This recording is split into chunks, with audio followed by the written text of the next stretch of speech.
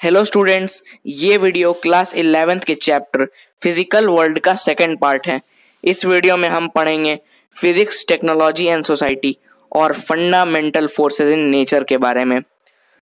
तो फर्स्टली हम लोग बात करते हैं फिजिक्स, टेक्नोलॉजी एंड सोसाइटी के बारे में। फिजिक्स के नॉलेज के बेसिस पर हमारा टेक्नोलॉजी भी टाइम के साथ इंक्रीज हुआ है। साइंस और टेक्नोलॉजी ने समय के साथ हमारे फूड, ड्रेसिंग, वॉकिंग, टॉकिंग और हमारे बिहेवियर को भी बदला है। साइंस और टेक्नोलॉजी का हमारा सोसाइटी पर कुछ गुड इफेक्ट्स आए हैं और कुछ बैड इफेक्ट्स भी आए हैं, जैसे कि discovery of electric fans, TVs, vehicles, mobile phones. ये सारे टेक्नोलॉजी के गुड इफेक्ट्स हैं। लेकिन discovery of bombs, manufacturing of weapons, ये सारे टेक्नोलॉजी के बैड इफेक्ट्स आए हैं हमारे सोसाइटी पर।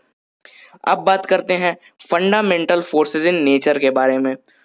तो फोर्स एक फिजिकल क्वांटिटी है जो कि हमारे नेचर के एग्जिस्टेंस के लिए बहुत ज़रूरी है। फोर्स एक बहुत ही इम्पॉर्टेंट रोल प्ले करता है। स्मॉल पार्टिकल्स जैसे कि इलेक्ट्रॉन्स, प्रोटॉन्स और न्यूट्रॉन्स, और लार्ज पार्टिकल्स जैसे कि प्लैनेट्स और सैटेलाइट्स के एग्जिस्टेंस में। फोर्स फंडामेंटल स्केल में 4 टाइप्स के होते हैं।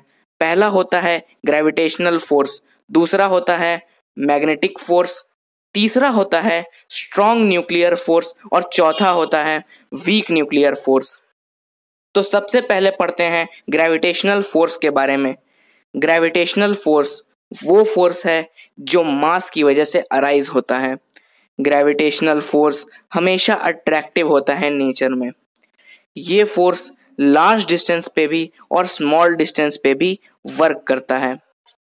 न्यूटन्स लॉ ऑफ ग्रेविटेशन के अकॉर्डिंग किसी भी दो ऑब्जेक्ट के बीच का ग्रेविटेशन फोर्स होता है F equals to G m1 m2 by r square, जहाँ पे m होता है पहले बॉडी का मास, m2 होता है दूसरे बॉडी का मास, r होता है दोनों के बीच का डिस्टेंस और g होता है यूनिवर्सल ग्रेविटेशनल कांस्टेंट, जिसका वैल्यू होता है 6.67 into 10 to the power -11 newton metre square by KG square.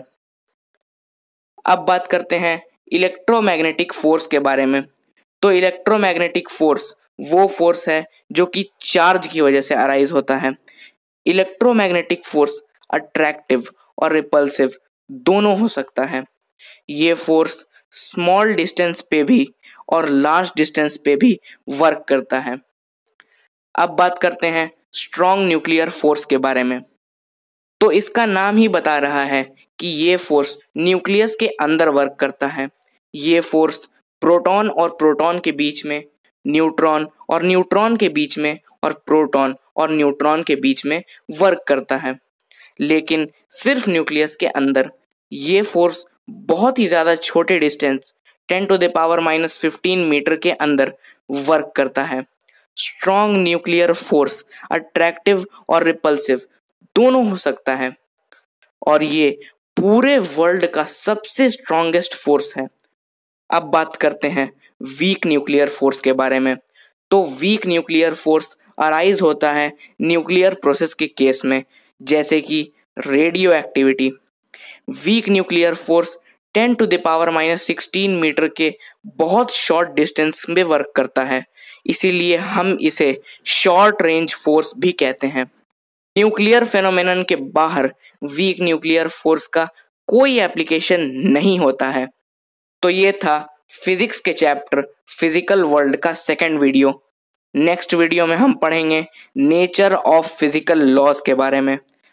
अगर आपको इस वीडियो से थोड़ी सी भी हेल्प मिली है तो प्लीज़ आप इस वीडियो को अपने एटलीस्ट एक फ्रेंड के साथ ज़रूर शेयर कीजिए। इस वीडियो को लाइक कीजिए और हमारे चैनल सब्सक्राइब कीजिए। Thank you for watching.